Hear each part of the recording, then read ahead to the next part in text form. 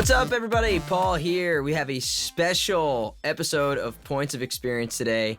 Our editor, Keith Neku Lawson, unfortunately was afflicted with the COVID and has been dealing with that all week. So our edits that we were supposed to be having done got a little bit tied up. And I wanted to make sure we had an episode for this week that he didn't have to worry so much about. So we're doing a live in-studio episode, I guess, which is a little different than the virtual ones that we do with our guests, with a good friend of mine, Jay Pellizzi, who is, and I'm going to give you, all right, so I want you to do the rundown for me because the world of sound, I'm going to say you're a sound designer or sound engineer, sound mixer. There's like so many different ways of classifying what someone like you does. What is the way that you describe whatever the job is? It's all of the above. I don't think my own mom really understands what I do at all. I mean, I know she doesn't. Yeah. It really depends on the project, but I call myself, I would say like a sound designer mixer, or I just tell people like, oh, I do post sound, and they either know what post means or they don't. Yeah. But if you say sound engineer or audio engineer, they tend to think you're like with bands or a concert or live. I mean, there's so many different realms, but I don't know.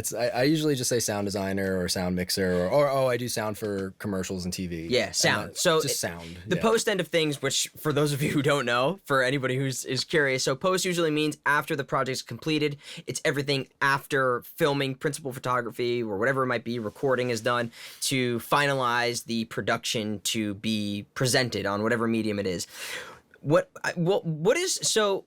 Before I get into more of this stuff, re-recording mixer though. So what is that actually classified as in terms of how is that different? Because that's even what we credited you on and everything we did, which I don't even necessarily know what the proper classification of is. Yeah. So if it's a film project, like an actual, like with credits, like a short feature, whatever, then I'll take re-recording mixer because that's like the official Union Hollywood IMDb title for whoever mixes the final sound of the film. Oh, okay. So you're the last point of contact before it's seen. Pretty much, yeah. Okay. Yeah, there could be more than one depending on the size of the movie, but usually for like a doc or an indie or a TV show or whatever, it's like one person. And there's supervising sound editor is what I'll do if it's a project where I have people under me that are doing like Foley or dialogue or whatever, like I'll take supervising sound editor, re-recording mixer.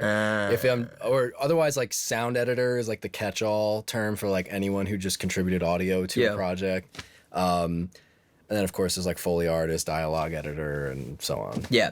There's so many different classifications, and you've, I think, dabbled in pretty much every one of those things, as far as I know. Pretty much, yeah. At one point or another. Yeah. So I'm going to give you the rundown now. So Jay and I, we worked, he's the first, like, sound designer that I had worked with on my first reoccurring gig, like, in voiceover. I was doing promos for Nick Sports at the time at a place called Hothead, which I don't believe exists anymore.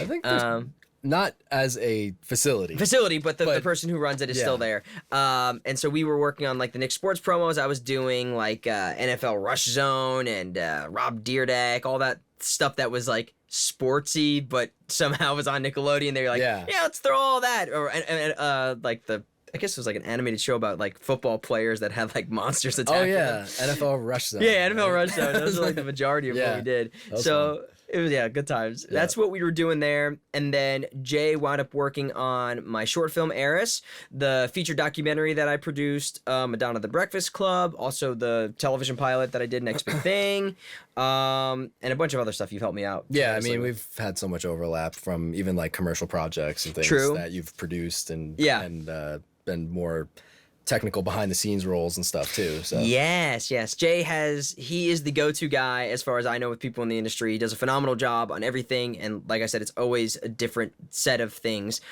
Are you still? I was curious. I was looking at your website right before I came here. Are you still considered Avalanche? Is that your entity, or is it different now that you're out here in LA? It's still Avalanche. Yeah. I don't really like. That's just my LLC name for like billing purposes. Like for the taxes. Yeah, exactly. Yeah. Pretty much still just go by my name.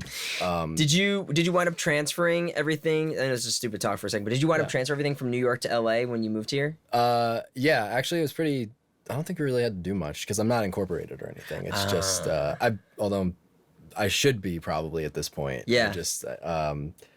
Yeah, it's on the list. Yeah. Long list of things to do with admin, paperwork kind of crap. Trust me, it's the same for me. I was just talking with one of my managers. There's like, why are you not S Corp right now? And I'm like, well, I've done that before, and I hear there's like a whole bunch of taxes. I gotta have somebody on here that deals with taxes specifically because it's something that is such an enigma in every industry, specifically as artists, because everybody's got like billion different jobs, different forms, different ways of saving money. It's a nightmare. But for you, someone who works predominantly freelance, I guess is a way of classifying I'm in this weird place between being like a freelancer and like an entrepreneur, or that's not even the right word, just like small business owner, solo small business owner, because I can scale up or down depending on the project. So like for something that's like a typical ad, I can do it myself in a day or two or whatever. But if it's a film, like especially a narrative or something like a doc that has like a budget, then I'll always hire out 2 or 3 other people to have the different roles, and I might mix in a facility or whatever. Well, not anymore because I have the room, but we'll get there. So like it depends, but like an S corp does make sense, especially with California's like really strict AB5 rules and loan out companies and things. Sometimes it's a headache to convince people that I'm an actual company and to get them to just pay me when I send them an invoice rather than making me sign up as an employee. Yes. Yeah. A lot of the bigger like game companies and networks and stuff now, they basically send me onboarding paperwork like I'm an employee for like one job, and I have to like, can I talk to your accounting department so I can be like, okay, look, I'm just gonna work with you guys like maybe once this whole year. This is not worth it. Like I meet all of the criteria for like the AB5 exclusion, like working on my own terms, nobody tells me when or how to work. I work in my own space, I have other clients, blah blah blah. But like convincing this like corporate person that has no idea like that we can't just follow their usual protocol is kind of hard. So it's a very similar thing for actors too, specifically with when I work with Viacom. You wind up signing a contract basically every year every half year that gets re-upped, and it works differently for different companies. You're treated as an employee, which sometimes is helpful if you ever have to apply for unemployment, I guess, in a way. So there's benefits in that sense. But it's always a big headache, and taxes are a super big important part, specifically for small businesses, entrepreneurs, voice actors, predominantly. Before we get into obviously this amazing space that you just told me you completed like last Wednesday, it's a we'll get into the specs real quick. Yeah. Besides the things that I've worked on with you, what are some? I know you've worked on the League of Legends documentary. Obviously a lot of people who are a fan of video games and stuff like that are gonna know. It was called League of Legends Origins. Was that the name of that one? Yeah. Origins. League of Legends Origins. You've worked on a ton of stuff for Nickelodeon, Viacom commercials. What are like some of your things you're most proud of, or you think are like biggest title things that you've done? Oh man, it's such a blur. I know. But yeah, I did a really fun show, YouTube original called "Could You Survive the Movies" with the guys from Vsauce, and particularly Jake Roper. That we did 2 seasons. It was YouTube's first Emmy, I believe. Oh no shit! They won like outstanding educational series. Through the roof production value. I got to sound design all of these like recreate sound design from all of these iconic movies from like Back to the Future and Jurassic Park. We did a Top Gun episode. They actually let him fly the jets from Top Gun Maverick, or like in the jets and really? Stuff. And it was like, could you survive, however many G-forces and the maneuvers and all this stuff. Like, so that was a really challenging but fun, rewarding series that, it's crazy because like a YouTube show that gets a couple million views per episode, nobody's ever even heard of it. But then you have like a TV show, like a random Netflix B comedy show that like everybody sees it, but like whether they watch it or not, if you were like, oh, I worked on this show, they'd be like, oh yeah, I think I saw that on Netflix. Whereas I'm like, oh, I worked on Could You Survive the Movies, and it's like either, oh my god, I love Vsauce, or like I don't even know what you're talking about. So there's like a huge generational gap between like who consumes like online digital media and like TV broadcast type media, and Netflix is like in this, Netflix might as well be a cable network at this. I mean, like, the way that people are familiar with it. Yes, at least. it's kind of the lines are so blurred now in terms of what is considered. I mean, back in the back in the day, even like 10 years ago, people would consider primetime network TV to be like the pinnacle of television content. And that's not even the case really anymore. No. People aren't necessarily consuming things on these cable channels as much as they are Netflix. I feel like you're consuming most of your TV shows, Hulu, Amazon, Netflix, and things like that. And kind of you see most of the primetime cable networks flocking to their own digital streaming services, Paramount Plus, HBO Max. Like it's a very weird transition we're having, which is kind of what we were talking about earlier before we started recording, where the way in which things are being mixed for television is very different, because now we're saying, okay, most people are probably going to consume this on a streamer, on their laptop, on their phone, which is a little bit different than, okay, we're doing this for a huge studio or home theater or movie theater. Yeah, especially movie theater. I mean, I would say like most of what I do, I think ends up on, it's either like digital streaming or TV. Like I still do a lot of the Nickelodeon, Nick Jr. stuff, which is great. But then like Riot Games stuff is almost exclusively like YouTube and their own channels and websites, and in-app games and stuff like that, like the hype videos for esports and things. So it doesn't make sense to mix things like that in a dub stage or like a giant room. Yeah, it makes sense. And even Netflix specs require, they ask for a near field mix, meaning the speakers are a couple feet away from you, you're not mixing in the movie theater size space with like far or midfield, far field speakers. Because the dynamics change drastically depending on the size of the room and how far you are from your speakers, and also the liveliness of the space. Yeah. What about well, let's talk about this space right now, because I think this is a great place to start as someone who's doing exactly what you do all the time. You're working with commercials, promos, documentaries, all those things. You wind up building this.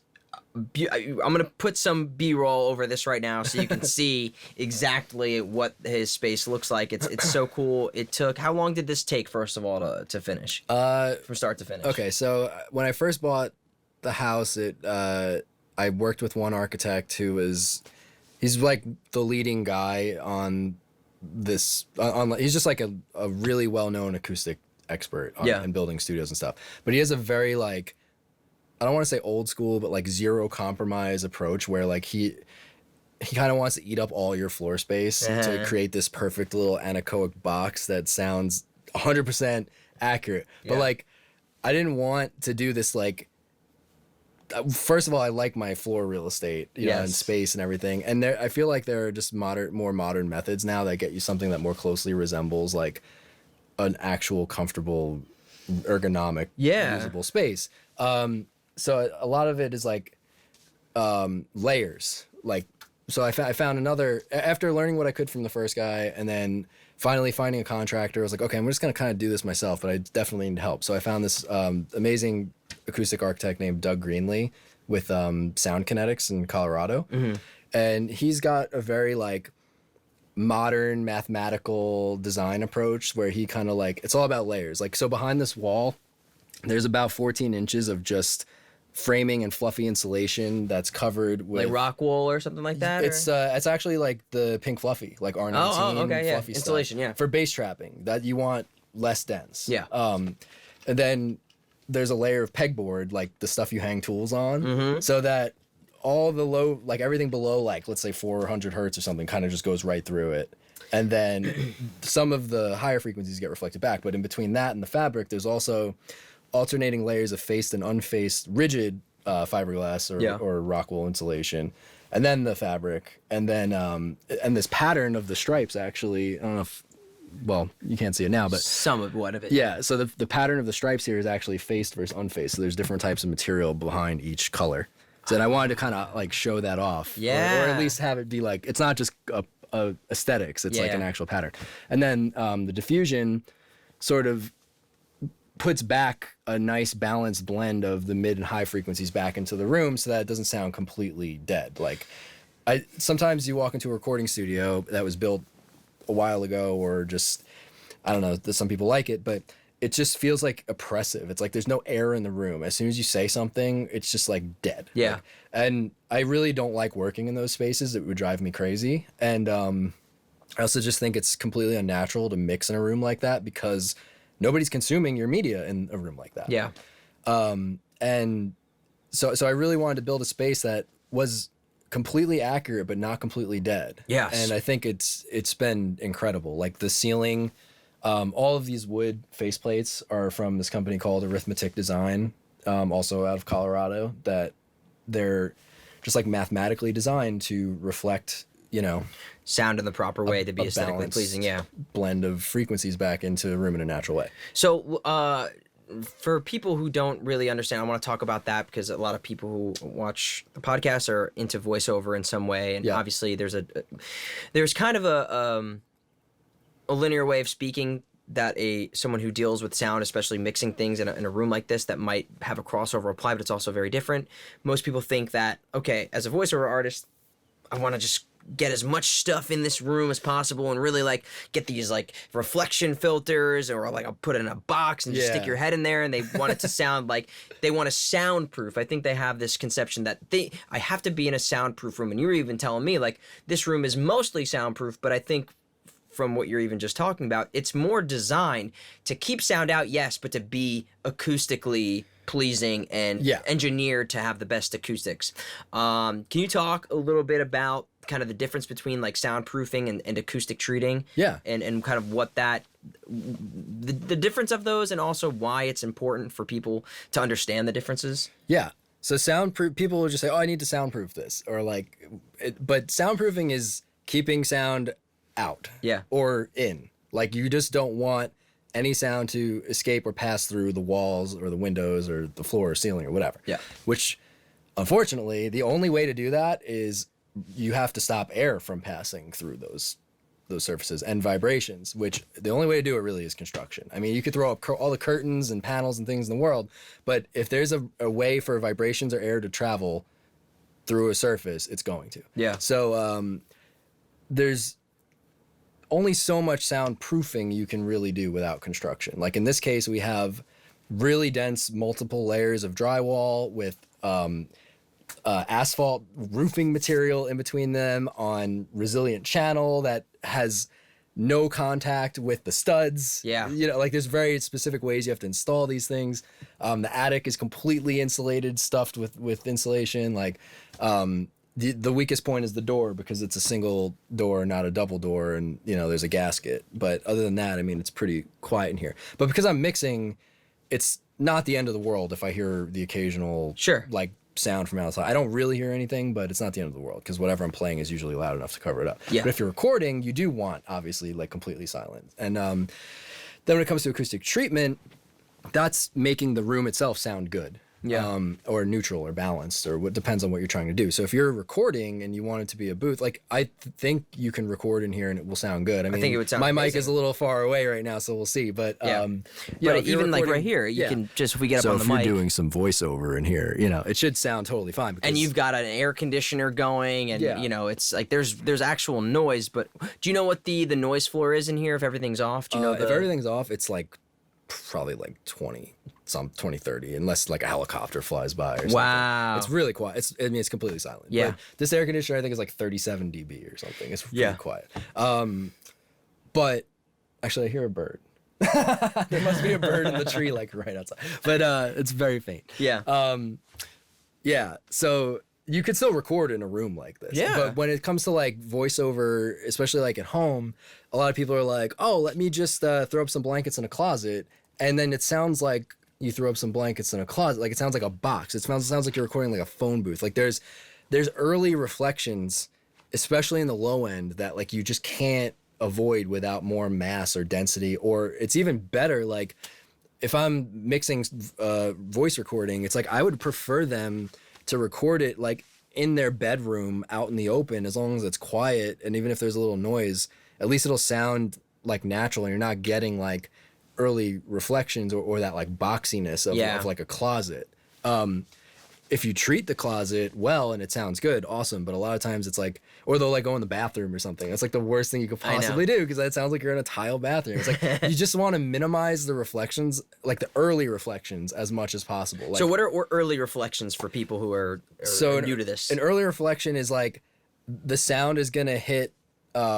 It's bouncing off of something and then coming back to the microphone, or when you're mixing, it's bouncing off of something before it hits your ears, and that is skewing the frequency response and creating like a reflection, or it sounds like a quick little echo. It's like not even really perceived as an echo because it's so fast. Yes. But it adds like a depth or a dimension to the sound or the voice that makes it feel like it's in a space. Whereas for voiceover, you usually want it to be like as dry as possible so that we can manipulate it in post, or it just gives you that like voice of God feeling. Yeah.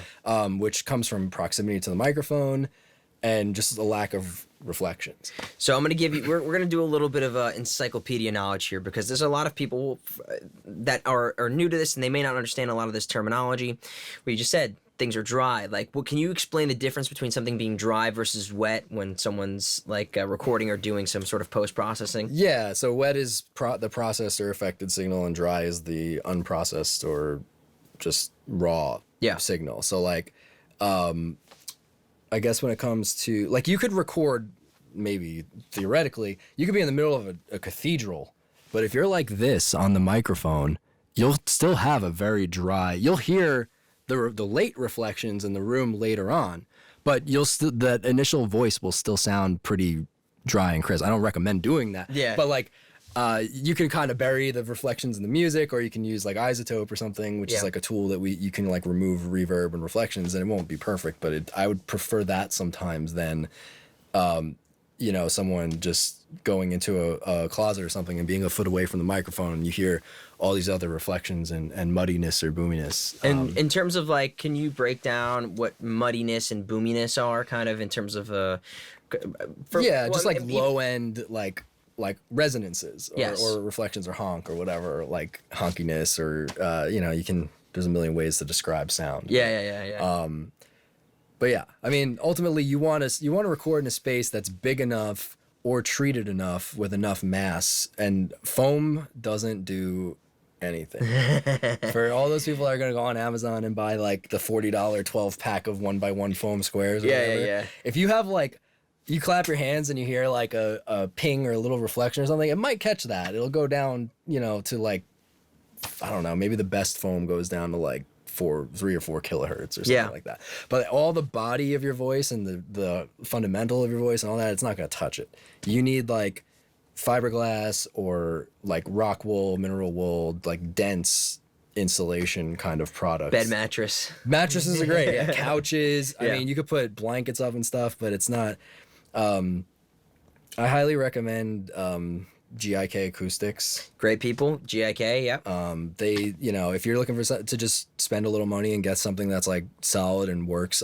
Before I built this space, I had my room just covered in GIK panels. But you can also make them yourself, like Paul. That's like what I have, and that's going back to what you were saying. Recording in a room. My room is essentially just a bedroom that I threw panels up all around, some cloud bass traps, a rug, a couch, and then there's like a little bit of a contraption that's blocking the window because that's I did the same thing. Yeah, like a big ass panel covering the window. Yeah. Because there's but and it helps. It definitely makes it quieter. Yeah. But it's not soundproofing, Dude, I have a regular door, right? And I have like one of those like wind things on the bottom there. And but I'll tell you what, when I've worked with production companies, I'm talking about the highest end studios that produce the biggest games. I've recorded some of the biggest projects in that room, and they've told me that my stuff sounds some of the best that they've had. I mean, that has a lot to do with microphone, technique, position of where the mic is in the room, my interface, all that stuff. It has a lot to do with that, and the fact that I make sure that nobody does anything outside the room and moves, or cats are locked away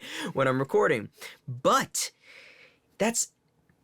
I would much rather invest my money, and we're going to talk about this in a later episode with Mike Delgaudio that's coming up, where we talk about how to make a booth on a budget. But in comparison, a lot of people look at like these whisper rooms or studio bricks. And I guess what you were saying earlier, the principle of vibrations and getting sound out is, I guess it truly is, building rooms within rooms, right? The gaps of air. Yep. Great. But I think there's only so much that those things can do acoustically because you're in presumably like a tight space, a 4x4 that removes all of that breathability that the sounds can't really. It's just a lot of quick back and forth between the sound waves.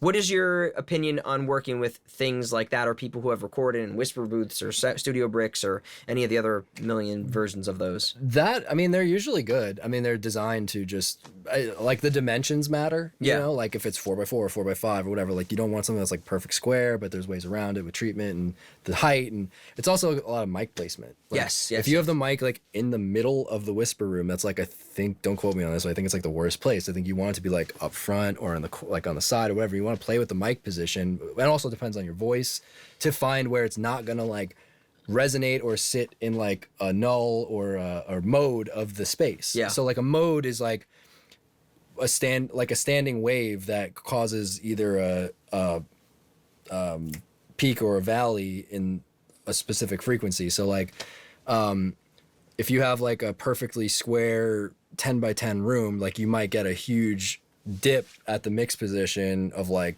60 hertz or whatever, and then like a huge bump at like 240 or whatever. Like every room and every space has its own, like, you know, like those vibrating, the sand.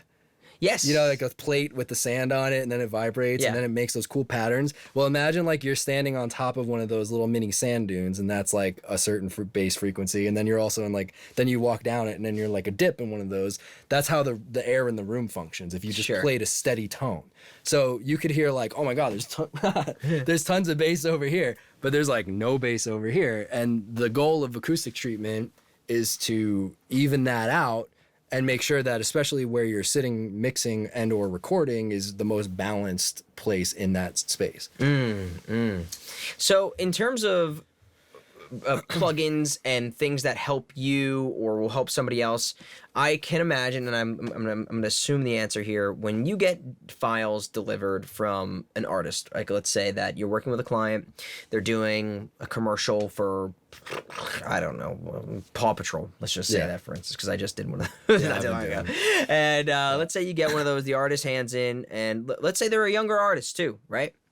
You're more than likely going to want them to record it as from the microphone into the interface and send it to you as a WAV file as possible. Is that the way, untouched, untreated as possible? That's the way you would prefer to have that file delivered to you? Pretty much, yeah. Of course, that doesn't always happen, but usually when it doesn't, they've at least dialed in something that's like functional.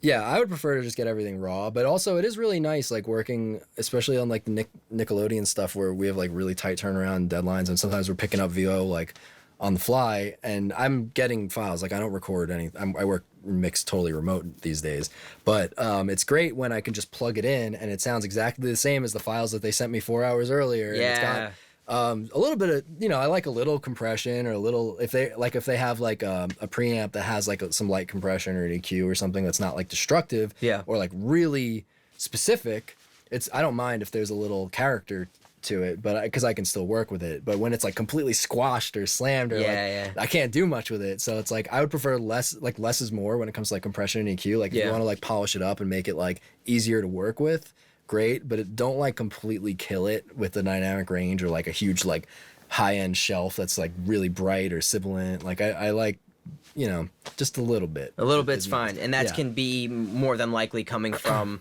the gear that you're using, like you said. I wouldn't do anything like in post, or after the record if you're sending it off to be mixed. If you're sending it to like an editor and you know it's not going to be mixed, like maybe you want to just bring it up to like a reasonable level and do like some light compression or EQ or something. But so for in layman's terms here, for somebody who is maybe sending in, even for like musicians and stuff, I mean that's a separate process, but let's imagine that somebody is trying to get a piece of work in, they can't get this to, it's not going to an editor or an engineer or whatever, it's them trying to produce something that is listenable. Maybe they're doing it for their own YouTube channel, or they're doing it for an audition, they want it to sound good. I mean, there's obviously a fine line between sending in auditions that don't sound anything like you and you manufacturing a sound. But what would be the things that you recommend to people in terms of modifying, doing post-production on their audio to make it sound good but not over processed? I think like You want me to go into like specifics of settings and stuff? Sure, yeah. That's exactly what people here are curious about. Compression. Okay, like let's start with EQ. I typically do EQ before compression. And I might do a little EQ after that or multiband or something. And what is EQ doing exactly to the file? The first thing you want to do is like, you want to get rid of like really low end rumble or plosive. I know like microphones have like some have a filter. The high pass filter, yeah. I leave all that off and then I do it after. But if you're just recording, you could turn it on depending on where it is. Like, I wouldn't want anything cut off above like, let's say 80 hertz or something like that. If it's like a male voice, if it's like a female voice or a kid or something, it can be higher. But sure. Just to get rid of any like rumble or like obvious, stuff you would cut out anyway. That also increases your headroom. Yeah. A little bit. You want to avoid plosives and all that, obviously. Yeah. But, and for plosives, do you recommend people use just kind of like the RX deplosive plugin, or is there another way that you just doing a fade on the P's, or? It could be a little heavy-handed. I tend to. Sometimes it works great. Sometimes it doesn't. It sounds unnatural. So like I will like take just the plosive and like put a really, I don't know, roll off everything below like 200 or wherever it is. Okay. Dial that in and just have like, just a short little crossfade back into. So it's almost like manually removing the low frequency from the plosive. Yeah. But it depends how bad it is. But RX is generally pretty good. You just have to like dial it in a little. And for those of you who are not curious about it, I think we might have talked about this in a previous episode, but iZotope has a plugin package called RX 7, 8, 9, now. 5. They've gone so far. I think, as far as I know, 5 has everything that I still use that's in 9, if I'm correct. It has like the denoiser, it has the de-esser, it's got the deplosive, declick, huge decrackle. Yeah. Now there's like some new stuff that's like machine learning that's great, like dialogue isolate, but that's more for like dialogue editing and post. Sure. And, they also have like spectral recovery, which is cool for all these like crappy recorded like Zoom calls. Oh, really? Voice over IP things that have already been sort of compressed. It can kind of, sometimes it sounds horrible and like robotic, but sometimes I'm like, wow, that actually sounds really good. And it kind of brings back some of those high frequency harmonics. Huh. And that's, do you know? It's magic. It's audio wizardry. I mean, sometimes like I'll still go through everything and think I've done my best, and then a client will be like, is there anything else we can do on this recording or whatever? Yeah. And I'm like, I don't think so. Well, let me just try this. And I'll try like a mod, like an iZotope module that's like not even meant to be used for something like, it's not using like declick on a click. I'm like using something else. And it just, I'm like, wow, that actually works. And it works. Yeah. It's great. Well, it's like you said, it's kind of magic, and sometimes it's doing something to the audio file that will affect something that it's not even meant for, and it's just make it sound better or pleasant. And like decrackle actually works really well on mouth noise. They have like a mouth declick, they have a declick, and then there's like decrackle. But like certain people, for some reason, decrackle actually sounds really good and natural. Like just a touch of it. Or like, trying to think of other examples, but what in terms of like, so most people are dealing with room noise, and that's like a big thing for people, right? So why don't we talk a little bit about like just room tone noise, specifically in the plugin settings. I think we can go a little bit into like denoiser versus like spectral denoiser and the difference between those two plugins. But what are aside from maybe using like a filter or something built into the software that's going to cut out that frequency, what do you recommend for people dealing with room tone noise? Obviously, it's best to cut it out at the source, like turn off your fridge and close your window and turn off the fan. Which most people don't do. Yeah, they think I'll just deal with it later. But it depends. Like for steady, really static noise, static in terms of like not changing. Yeah. Not like actual static. Like an air conditioner. Yeah. If it's mild, 9 times out of 10, it's going to get buried in the mix with music and stuff anyway. Yeah. But if not, obviously you want it to be really clean. Again, less is more because the mixer is probably going to end up doing it. But if it's something you're doing on your own, spectral denoise and iZotope is great. Audition has built-in denoise. I think maybe even Audacity. I don't know. But you don't want to just like turn it down until you don't hear any noise at all, and then it sounds like it's like that weird vacuumy like. Because it takes it out of the voice too. Yeah, because you're adding artifacts and you're warping the voice. So you want to do it to just where it's barely perceptible, but it still sounds natural. But yeah, like learning the noise pattern and then applying it lightly to, and sometimes you could do it multiple passes. Like learn it, do like a 3 or 4 dB reduction, then learn it again, and maybe a slightly different spot, and then do it again 3 to 4 dB, and do like 3 or 4 passes. sometimes sounds more natural than just doing one pass where it's like -12. Yes. You know? And to explain that too, so like in most of these plugins, I think in the they call them like VST plugins. That's like what RX7 and stuff is. They have the program will come up and you can highlight like a piece of the audio and then you can learn it. So basically the program is understanding exactly what that waveform is like, that noise. Yeah. And then you can apply that learned piece of the just the noise, and you can apply that to the entire file. But instead of, like you said, just going heavy-handed on it with like a -10 dB reduction, like you said, do a couple passes, 3 or whatever it might be, might work better than because you don't want to take the integrity out of the vocals. Yeah. What about in terms of people who are doing? Well, I guess before we get there, what are some of your favorite plugins besides like Isotope that you use, even just in like your own mixes and things? So many. I really love everything FabFilter makes. The EQ, the multiband. The interface is just amazing. It's super easy and clear. It sounds very transparent. Like there's certain, I know EQ is EQ to an extent, but there are certain EQs, like especially older ones, where like it's just very harsh and obvious when you make like a dip or a boost or something, and you're just like, okay, like sometimes you need that. Yeah. But FabFilter has this like really natural, transparent kind of quality to it, where like even if you seem like you're making a big EQ move, it doesn't always feel like you can get really surgical with it, and it has like a million different, like you can do anything with it. But yeah, the EQ is amazing. The compressor has like everything you could ever want in a compressor, with like side chaining and just visualizing what you can actually see what you're doing to the sound in a really natural way that a lot of other compressors don't allow you to see. Like, the release and attack time and everything, it's like it's drawn in like a graph as the sound goes by. The multiband is amazing. Their DS is amazing. What is the multiband for, like, what is a multiband compressor versus like a single band compressor? So a single band compressor is going to act on the entire signal, full frequency, from bass to treble all the way up. Yeah. The same. Whereas a multiband, you can say, oh, you know what, I want to squeeze my low end a little more than my mids or whatever, and you can actually define the bands, and you can do like as many as you want with FabFilter. So you could have a sound or recording that has like, for example, like a little honkiness in the mid range, and if that's what's bothering you, you could just throw a multiband zone on the treble frequency or whatever. Yeah. Sort of like dynamic EQ, but with the controls of a compressor. So every time, that it might not be constantly honky, it might just be certain vowels or syllables or whatever. And then every time, that happens, you set your threshold and then it grabs that and just kind of pulls it back in line with everything else without affecting the bass or the treble of the signal. So it's really specific rather than just something that's like a general wash onto the entire file. What I use it for a lot is when I'm mixing a commercial that has to be loud with voiceover. Put it on the music track and have a side chain of the VO going to the music track with the multiband. And if let's say like I want that bass constantly, I want the high end, but like I want to carve out room for the VO when it comes in, but not all the time. Like with a static EQ, which I do a little, it's a little bit of everything, it's all about that blend.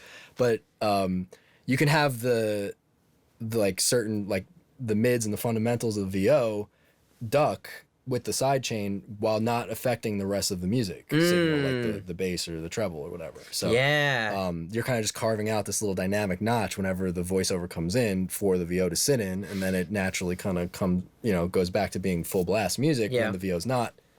Well, that's really important, I think, for a lot of people sometimes who produce their own commercials. Sometimes, like a lot of radio people specifically, they're doing their own spots. If they work at a radio station, just making sure that the voice cuts through the mix, so to speak. Without, like volume would work similar to a full range compressor where you're ducking the entire signal every time you talk, whereas a multiband with a side chain is only ducking the frequencies of the voice that you set. Kind of makes room for it. But you still have to do a little of everything. Yeah, of course. Mixing is an art. And that's, I think, people think, and I was going to ask you about presets. I mean, how much do you wind up do you wind up doing presets on things? I would say, okay, so like just general rule of thumb when it comes to VO compression, like I think like 4-to-1 is like, this is the VO announcer. And like 2-to-1, 3-to-1 is a little more natural. Like you don't want to like completely squash it. You just want like 3 to 6 dB reduction, and Also depends again on the voice and the content or whatever, but Sure. I don't want to like completely slam it and squash it. But then sometimes that's called for. Yeah. Like if it's like actiony or like has to be over something really loud or whatever. Like I really like Waves RVox. It's this a plugin. It's a vocal compressor plugin that literally just has one fader. And when you're like when I'm doing Nickelodeon stuff or I'm in a rush or something, and it sounds great. Like you almost feel guilty using it because it's sort of like set it and forget it, like one thing, you just pull it down and it's just like,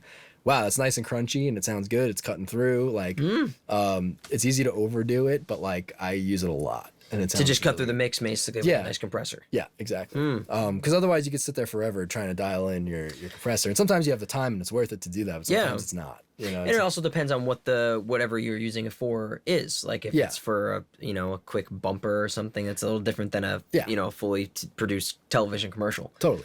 Yeah. What about a lot of this stuff? I mean, I think some people here will know the ins and outs of audio editing or the terminology that's used. You went to school for sound design and engineering. Is that like what you? Yeah, I went to Berklee College of Music in Boston, and it's a music school.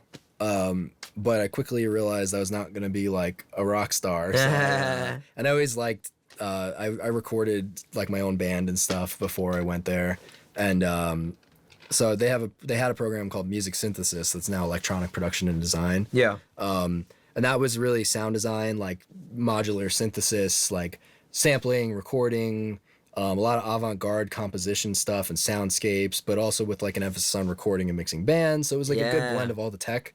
And then I took some game audio courses, and they had those? Yeah. Well, not at the time. Like now they have a lot more. At the time, there was like one elective. Sure. Yeah. And then I did my we had to do like a thesis project it wasn't like a master's, but it was like you spent a semester like on one specific thing, and I taught myself Fmod, and I was using it as like a composition like sound design tool. And now Fmod's in like every game. Y is in Fmod, but so I thought I was gonna go be like a game sound designer, and then I got a job doing radio commercials at a studio / creative or like ad agency kind of thing in New York City. And then from there, it was like, it wasn't the best job, but I learned a lot. And it was a really good foot in the door. And then I went to Hothead, where I was doing like TV promos, trailers, and whatever indie film and documentary projects I can get my hands on. And just kind of saying yes to everything for a really long time. How much of what you were learning was just being around somebody else who was doing it already versus like you doing independent research or YouTube? You have to teach yourself a lot. Yeah. I mean, Berklee was great for learning like the fundamentals and stuff, and like how like signal flow and routing and all the software and Pro Tools, but you still learn a lot on the job and while doing it. There's a lot of like studio stuff I learned that I didn't learn at Berklee. Just like and just how to like work with people and like, well, that's a whole other like, skill set. I think everybody needs to like dealing with clients and sitting in the room with clients and keeping them entertained while still doing because you're not just, you could be the best sound designer mixer in the world, but if nobody wants to sit in a room with you for 8 hours, you're not getting any work. It's so true. Not so much anymore because it's more remote, but you still have to have like the business acumen and like know how to handle people and deal with people, and you gotta like what you do. Like it's not the kind of field you go into where you're just like, I'm clocking in and this is my job. It's like you have to really be passionate about it to be good at it and to keep up that grind and that hustle and wanting to do it and finding new work. And I've been extremely fortunate that I've been able to work on such a wide variety of projects, from commercial and branded and like fun YouTube things and film and documentaries. I've been doing a lot of stand-up comedy stuff now. Oh, no kidding. Drew Michael and Roy Wood Jr. and Phoebe Robinson and like all these, I think they're on like Netflix, Showtime, Prime, Comedy Central. So yeah, I mean, it's been fun. So and I think that's kind of unique because a lot of people, let's say hypothetically, out here in LA, for instance, there's a lot of studios that I go to that like particularly work either like on podcasts, video games, podcasts. We only do audio. Yeah, it's very niche. Trailers. Yeah, no, that's why I don't want to work for anyone else anymore because I like the variety of being able to do whatever I want, like comes my way. I did so many short films, like narrative shorts, and they're always fun, but they just take so much out of you. Yeah.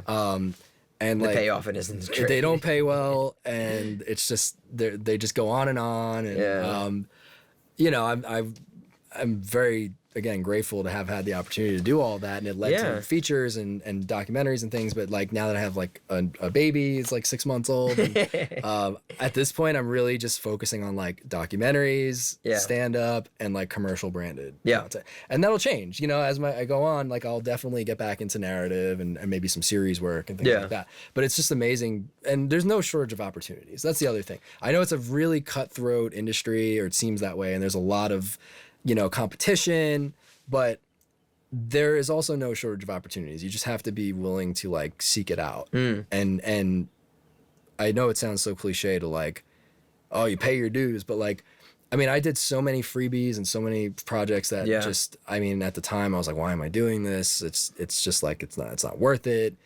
And then, but it, you know, and a lot of them didn't lead to anything. Yeah. But then you get like one or two that lead to, oh, so-and-so just got a job as creative director at this big ad agency, and now I'm set for a year. Or like, oh yeah, now my next film got picked up by Netflix, and now we're doing this, you know.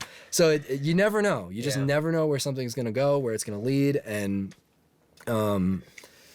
there's so much more content being made. Content. That word, content. But I mean, there's so much content out there. But for real though, content is what it is, because it may not be a feature film movie, but it's being consumed by a vast amount of people. Yeah, you could do. I mean, I've done like Instagram videos for like Sony Music and like Mariah Carey or something that gets seen by like millions of people, and it's like, it's a little Instagram thing that is kind of disposable. You know, like somebody's gonna watch it and then forget all. It'll be gone in a week. Forget all about it. Yeah. But like they'll put as much money into that as they used to put into like a national radio ad. Yeah. At least the mix aspect of it. You know. So, I mean, there's just no shortage of things out there that you can do. You just have to be kind of creative in what you get into, whether it's, and you don't have to do only one thing.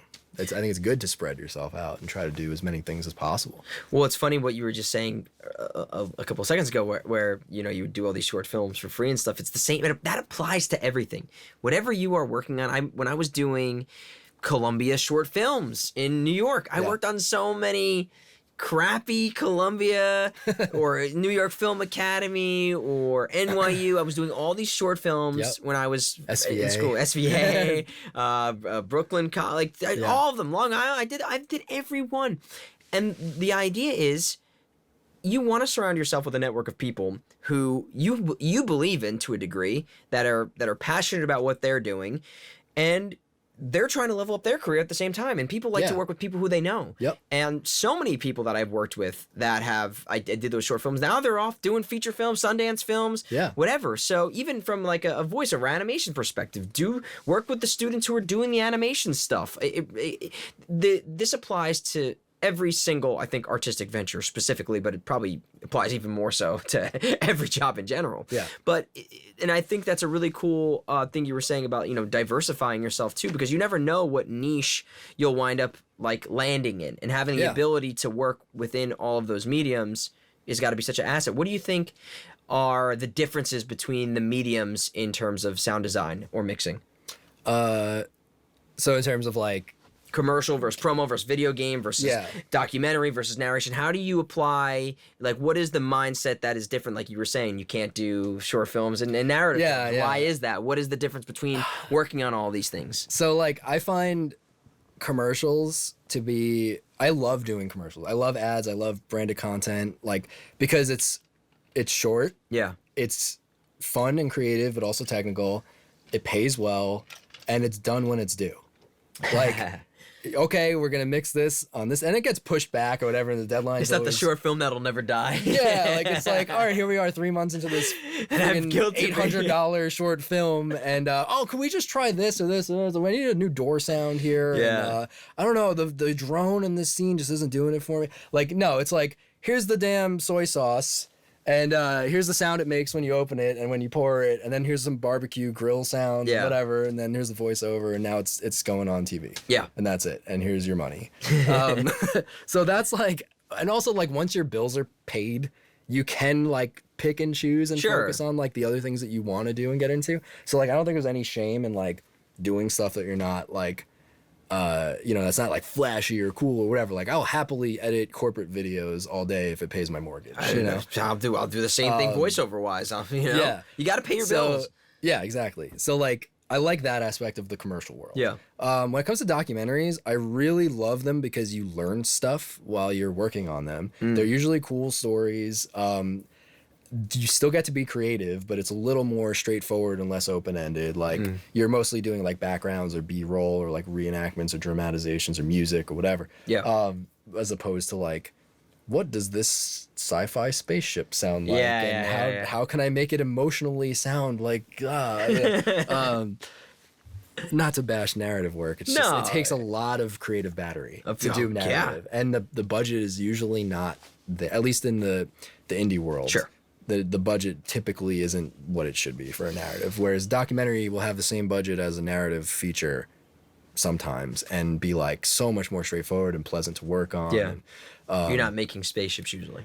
Yeah. Yeah. Yeah. Sometimes you are. Yeah, well, But hey. that's why I like that Could You Survive the movie show, because it was nonfiction, but it was like had some scripted elements. Yeah. And it was really fun. It was like a perfect blend of like narrative and doc and that was great. What's a movie, game, TV show, whatever, commercial? What was something that you saw that you were like, holy shit, that sound design and that was phenomenal? Oh man, so many. I'm trying to think of what I've watched lately. It's such a blur. Well, I mean, obviously, it's like, and I think a lot of it has to do with the score too. I feel like the way that's mixed in general, but like in terms of sound design, is there things that like something where you watch something, can you notice that when it's like good or? Oh, absolutely. Yeah, it's well produced. Dune was phenomenal. That really like the bass and everything in that film was just like incredible. Like, did you see it in a theater? Did you see? No, I saw it at home. So I have like an Atmos thing in my living room, but it's not like it's a sound bar, but it has like the height speakers and the rears and the sound and everything. And I was still just like, holy crap! Like I actually want to buy it so I can watching it here. In 7.1, but dude, I'll come watch it with you. Here. Oh man. What the hell else did I watch? With the baby, everything is a blur. My like TV and game time has been so like. Same for me, man. I don't even have a baby. I got 4 cats that try to act like babies, but it's very different. I mean, when you have a kid, you gotta start prioritizing things a little different. I'm trying to think. Oh, like Moon Knight. I just finished Moon Knight. Sure. That show had amazing sound design. Yeah. It's like kind of understated, but it's very well done. I guess it's also too like a lot of do you find that the technology of now is much different in terms of creating better, like that term better? Do you feel like that things have the capabilities to be better because of what is available now, or yeah I think now like there's no reason to have bad sound other than well, 2 things I want to talk about here. The tools are like you can literally do anything you want now. Excuse me. There's whether you're cutting from a library or you're making your own sounds or recording, whatever. You could buy a cheapo Zoom recorder for like $120 and get like studio quality sound like 10, 15 years ago. Wow. I love my little Zoom H2N. It's great. H4N, H2. But portable recording device that's like basically a portable interface that onto an SD card. But it's just so easy to like manipulate sounds now with all these plugins and synths and everything. Like you can, and the quality, the fidelity, everything is perfect because it's all like in the box and you're not, I mean, there's that element to it that it's easier than ever to make amazing sounds. Yeah. But also, crap, I lost my train of thought. What was it? Why are things better, easier now versus years prior? Yeah. It'll come back to me. 1 second. What is where'd my coffee go? Sorry. Oh, go ahead. I'll ask you the question while you're getting it. Yeah. What for somebody who is interested in pursuing, whether it's sound design, sound mixing, or just really understanding audio, post audio in general, what do you recommend to someone maybe about to go into college, or they're leaving college and they just want to get a better education about this stuff? do you have, I'm sure it's a little different than when you were studying, but do you see things or schools or people who teach this stuff that are good places to learn about this? I haven't really been looking too much at like YouTube channels and things like that with sound design. There's a lot of bad information out there. Well, that's what we're trying to direct people towards, like, the good ones. There's a lot of just straight up wrong information, but like I'm always on Reddit. Like Reddit's great. There's an audio post Reddit where you can ask questions, get answers from like real professionals. Yeah. There's Facebook groups for audio post production. They even post jobs and things like. Basically, you just need like a foot in the door. Yeah. It doesn't matter if you're doing exactly what you want to do, but you just need to like make sure you're paying your bills and get some kind of industry related job. Yeah. And it doesn't have to be a full-time job. It's just gigs or whatever. Like, even you're doing sound design for a mobile game or something. Like I said, I said yes to everything for so long because you just never know where it's work begets work. Yeah. I mean, don't let people walk all over you and take advantage of you. Yeah. But at the same time, like, I mean, you don't have to work for free, but you know, beer money is better than no money. Yeah. And don't be too proud to like go outside of your comfort zone or say no to things that I feel like you can figure it out. Like if it's something that you're not confident that you can do and the stakes are relatively low, like a student film or something, just research it as much as you possibly can and go for it. Yeah. Like live sound is also another good avenue, like production sound or even live sound or whatever, just to like meet people and get out there. So it's always in demand. Do you think that a college education is still like the way to get a career in the industry of post audio? I don't think it's necessary. I think it's good, but it's not needed. No one's, I mean, listen, no one's ever asked you to see your fucking diploma degree, you know, right? I will say that Berkeley degree got me my first job. Okay. Because they were looking for like a tech/assistant. I worked in IT while I was in college at the like student computer support center.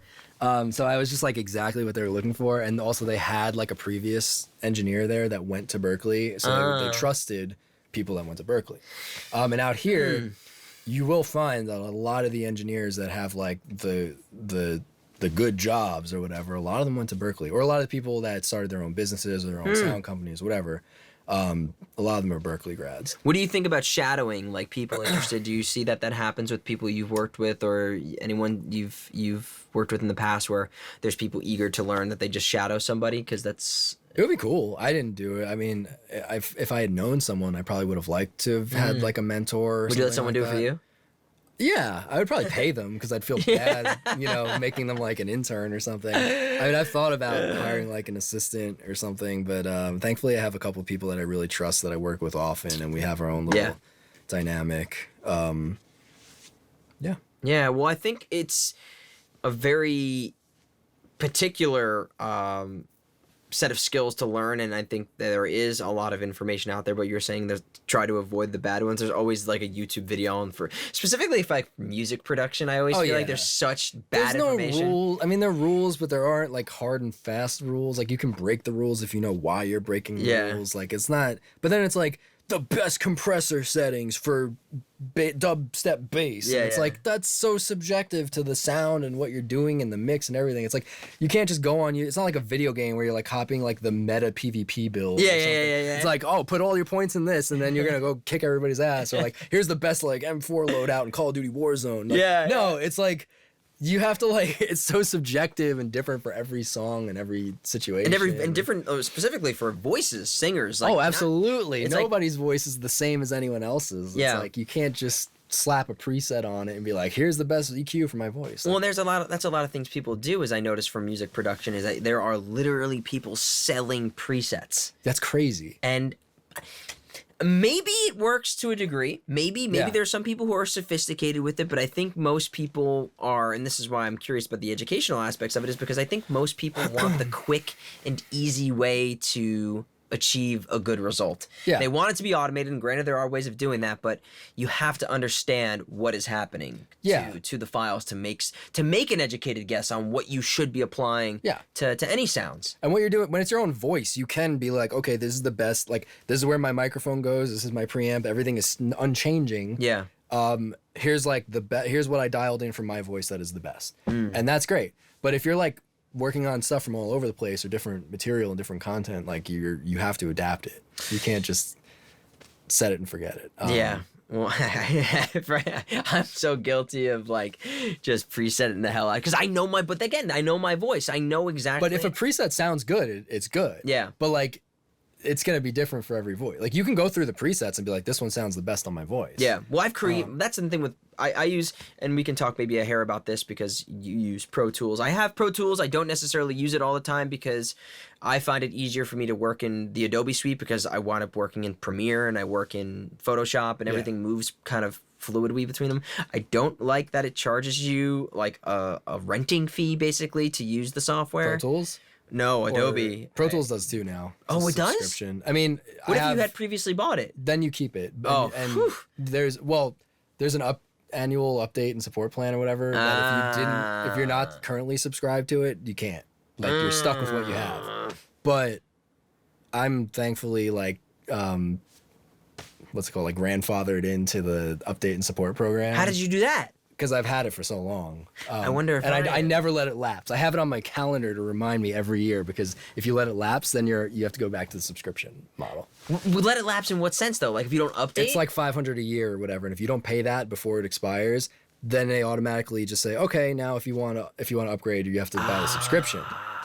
But right now, you can, if you have a perpetual license and the annual plan, you can keep the annual plan going and get the latest versions and everything. Gosh. But I mean, I use it so much every day. Like I don't care if they doubled the price of Pro Tools. I would still use it. For you, and it's the industry standard for a reason. Most people are using Pro Tools. People will love to hate Avid and Pro Tools, and I'll start a fight by saying, I love Pro Tools, but like, there's a reason. Well, what do you notice that people are using, especially specifically for sound design, like over Pro Tools? Like, what's the thing that there's Reaper, there's Ableton. Reaper's cool. It's great for voiceover too. It's much more affordable than any of these options. Nothing against any of them. Yeah, I think depends what you're doing. Like if you're just recording VO and sending files, you can use Audacity. You can use whatever you want. Yeah. If you're doing just sound design, like you're purely just creating sounds, use whatever works, whatever gets you the sound you want, whatever workflow you like. What about GarageBand? Fine. If it works. I mean, it's kind of limited, but like Logic, whatever. If you're making music, use whatever you want. Yeah. But if you're mixing and delivering things to networks and different between studios and different mixers and whatever, like you have to use Pro Tools. It's just when it comes to like AAF and OMF export workflow, which is like coming from video editing programs and getting things from Avid or whatever, like you don't need it, but like you should probably have Pro Tools. Well, I mean, that's one of the biggest complications I ran into when I was working with an editor on the TV series I wound up creating, is that we had an editor that originally edited the pilot in Final Cut. And then getting that from Final Cut to Adobe Premiere, there's always like some sort of language that gets lost along the way. Same with Pro Tools. It's Pro Tools and everything else. It's like these ways of moving between files. So there's tons of ways to learn Pro Tools. I'm sure you can attest to it. It's a little bit of a learning curve, but once you get there, it's kind of like riding a bicycle. I don't even think about it. I don't even look at my thing. Like, I mean, I haven't for forever, but like to me, it's like an extension of my body or something. Yeah. Whatever I need it to do, I know exactly how to do it. The hotkeys, the shortcuts, It's completely subconscious at this point. Yeah. It's just the workflow, everything just makes so much sense. Yeah, there are a few little like tricks that it doesn't do that like Reaper does with like, or Ableton with like pitch and time and things like that. But like you could just get plugins. Yeah, plugins to do that. Yeah. What about in terms of, to round this out here, just kind of like the boring specific things, like for anybody who is recording bit rate and sample size, what is the thing that you're mostly recording at right now? If it's for video, everything should be 24-bit, 48 kilohertz. Okay. Wave or AIF. And what about if it's for I don't know, like, do you ever find yourself using 9600 and no? Oh, well, okay, 96K is for when, or higher, whatever, is when you're 96, yeah, 9600. Recording like sound effects that you're going to like manipulate. Yeah. Because then you get, think of it as just like higher resolution. Like you could slow it down more or speed it up more before it starts artifacting and getting crappy sounding. So I guess that does make it curious to me then, even for voiceover, right, or music. Why is it simply because of file size? Is that why people don't record it higher? You can't really hear it. So if you're if you're doing like a creature voice or a monster or some kind of special character, then you should record at a higher sample rate because it might get pitched or manipulated, and then you can go further, lower, higher, whatever, before you start like losing information or getting artifacts. But if it's just like a straight up VO read for like a podcast or an audiobook or something, then like it doesn't really matter. But this is like more technical, but it's because of like the Nyquist limit, and this basically the highest frequency that can be captured is double the sample rate, or sorry, half the sample rate. So a 44.1 versus 48, you're talking about 22,000 hertz versus 24,000 whatever hertz. Negligible, really, I guess. Yeah, you can't hear. Most adults can't hear over like 18K if you're lucky. I mean, yeah. So like the range of human hearing, just you can't hear the difference. I mean, some people like really snob audiophiles will be like, oh, I can hear like a little more airiness in the 192 kilohertz recording of this or whatever. And maybe there's something there. I don't know, but I think it's like maybe you're an alien. When it comes to like things for like an actual mix that are going to get mixed with other sounds or whatever, it's like nobody's ever going to be able to tell the difference. And what about gear? Is there like studio monitors that you really enjoy, or interfaces, preamps, certain things that you are like, you swear by, you recommend to people? What are like the purchasing? What are the things that you recommend for purchases? When it comes to speakers, studio monitors, 1,000% Genelec. I'm like a Genelec fanboy. I've been using them from the get-go of my career, and I've used other brands, and I really like JBL too, but Genelec makes, in my opinion, the best speakers on earth. I mean, they're like, I'm using the 8351Bs that are, I think, the newest ones, so they're 3-way, but they're just like, it sounds like the sound is just hovering in front of you in this beautiful way. Like you don't hear where it's coming from. Yeah. The sweet spot is huge. The frequency response is perfect. It has software built in that automatically, you put the calibration mic up, and from stereo all the way up to Atmos, it will calibrate specifically for your room, account for everything from delay and time of flight and angle. And what do you have to do? You just put in the dimensions of your room and it takes care? No, it just knows. I mean, you can put in the dimensions now. They actually just updated the software, and it gives you a grade. I think it's called a grade report, which is like an acoustical like document that has like the waterfall graphs and every like time delay. It tells you where your reflections are. Like wow, how does it know that? It's just magic and math. But yeah, I mean, it's incredible. I mean, the frequency, this room is as close to perfect as any room I've ever worked in. I'm talking like $1 million dub stages and stuff. And a lot of that is the speakers. Because other speakers that don't have that correction software, like you're at the mercy of the room and speaker placement or whatever. But Genelec's system is like really incredible for just dialing the sound in like this unbelievable way. What about these are JBLs, but these are my 7.1 rears, so they're not that important. These I just had them, but everything in the front is Genelec. Yeah, and this is technically a 7.1 room, right? Yeah. 7.1 mix room. And then headphones. Huge fan of Sennheiser. The HD600s I think are to me the best dialogue editing and mixing like headphones. Like they translate really well. Yeah. So when you do your mixes, do you wind up going from speakers and then do you do a pass with headphones on? It's usually the other way around. Like I might edit with headphones, just to catch things. Yeah. Like little clicks or pops or whatever. Sometimes I just, I'll switch back and forth between headphones and speakers. Yeah. I also like Bayer Dynamic a lot. The got a pair of those 770s or 880s are really good. But yeah, Sennheiser is great.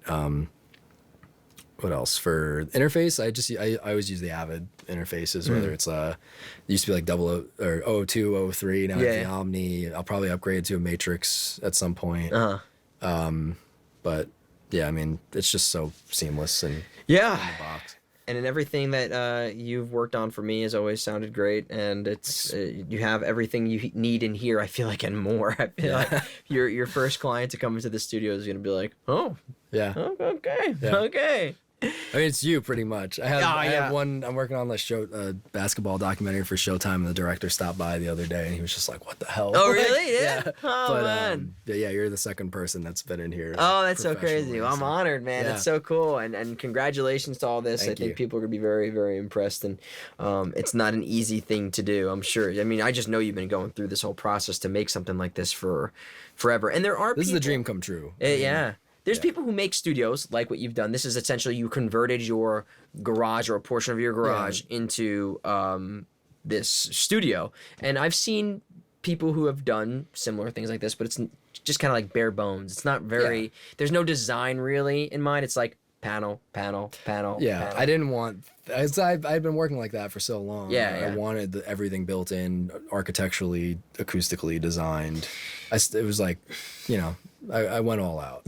Yeah. So I hope it shows. Well, I think people will hear. I think people will hear it. I mean, even despite this isn't. There's no production being done on this other than what we will do here. So here's a great moment. Jay is going to do a little bit of his design on this when we export the file for the audio on this. We'll do whatever your compression. Like the VO? The audio. Oh, We'll do yeah. compression, dynamics, whatever you think is. Yeah, looking at these waveforms, I'm a little nervous because we didn't have another boom stand, and this one's so far from me. Yeah. But we'll see what I can do. Yeah, we'll see what we can make. And also, here's a great opportunity to shout out AKG right now. They provided us with these microphones. This is the P420.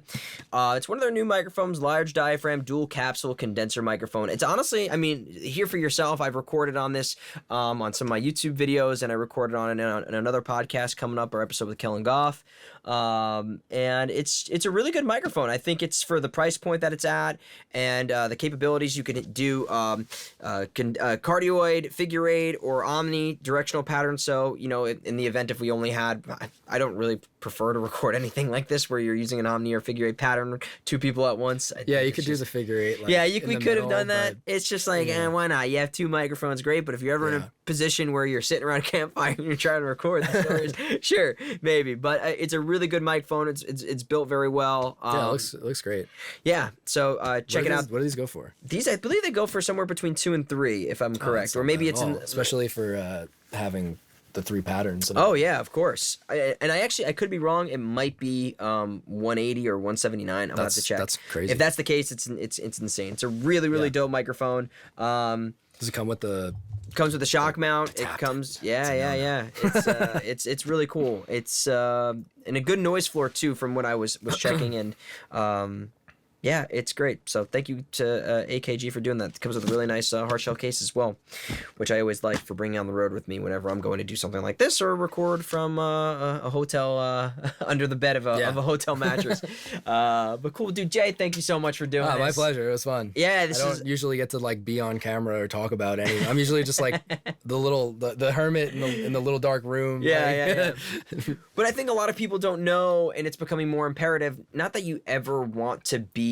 So here's a great example. I don't know if I talked about this on an episode yet, but to end this off, I was doing looping. I was telling you for a production where that's in movies where there's like, say, this is the example I used earlier for something else, like a restaurant scene, right? And there's 2 actors sitting at a table and they're talking really intimate. And they're like, man, babe, I'm really glad you came out with me. And they're talking real hush. Yeah. Nobody else is talking in that room because they need to capture that audio as authentically as possible. So they bring voice actors in to do the, hey, Betsy, man, this prime rib is really delicious, don't you think? And doing improv that for hours. Yeah. Various different things. Now, because so many people are working from home, we've got 8 engineers. We had 8 actors recording themselves. So there's so many people who don't really understand the basics, like mic placement necessarily for various volumes and things, or how to engineer themselves, to do that stuff. So you got to understand a little bit about what you're putting into the software. I think it's important to understand. This is actually something good to talk about if we have time. Yeah. But so like, and this would ultimately be on the producer who's managing the loop group session and everything. But if you're like, okay, as a mixer in a scene like that, I don't everything that you're doing for the loop group is just going to be background walla mostly, or unless there's like a one line that cuts through or whatever. Sometimes they have you do ADR or voice match for specific things, but it depends. Yeah. But like, okay, so like camera's on the shot of the two main characters, and then you're doing the dialogue of like a man and a woman at the table 10 feet away. Yeah. You don't want it to sound like this. Yeah, it's like, oh, the steak is really good. You know, you want it to sound like it's distant from the mic, like in a natural way, because otherwise we can't use it. It's not going to mix well to hear like something that's proximity effect recorded up close. So like you want to record as naturally as you can for whatever it's going to end up being used for. Yeah. Without talking about what I was working on, there was a certain thing happening in this where they were like, we're going to try and do this effect like, God, NDAs, man. NDAs. Yeah. They're like, we're going to have you try and do what is happening in this without us having to do it in post. So the more that you can do, I guess, prior to having to... or whatever. Whatever it was, it's like, you know, you want to try and create that effect at the record rather than, you know, ruining the integrity of the file and trying to replicate that sound to begin with. Everyone always says, we'll fix it in post. But sometimes you can't. Sometimes you can. You wind up just, you ruin whatever you wind up having. So if you can, I'm sure you would attest to doing it the right way in the first place and don't imagine it's going to be fixed with the movie magic. Yeah. Yeah. Yep. Well, dude, thank you. I hope this was enjoyable for everybody. We're gonna hopefully do more of these live recordings in different capacities. But thank you so much, Jay. Yeah. JayPellizzi.com. It'll be in the notes description if you're looking to get your documentary commercial edited. Don't come with the short films. No. Kidding. Short documentaries. Short documentaries are great. But thank you to AKG and Jay, dude. Thank you so much, buddy. My pleasure, man. Alrighty.